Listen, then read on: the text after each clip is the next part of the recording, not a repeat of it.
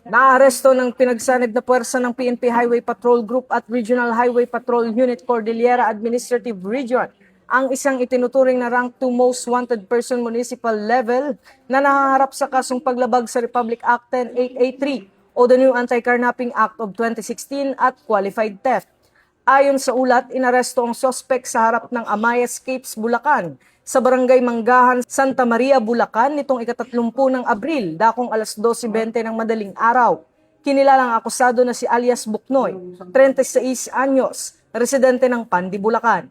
Isinagawa ang operasyon sa bisa ng warrant of arrest na inisyu ng Regional Trial Court Branch 64 sa Bugyas, Benguet, na may kaukulang rekomendadong piyansa para sa mga kasong kinakaharap nito. Patuloy na pinaiigting ng PNP ang kampanya laban sa mga wanted persons bilang bahagi ng adhikaing Bagong PNP para sa Bagong Pilipinas, serbisyong mabilis, tapat at nararamdaman.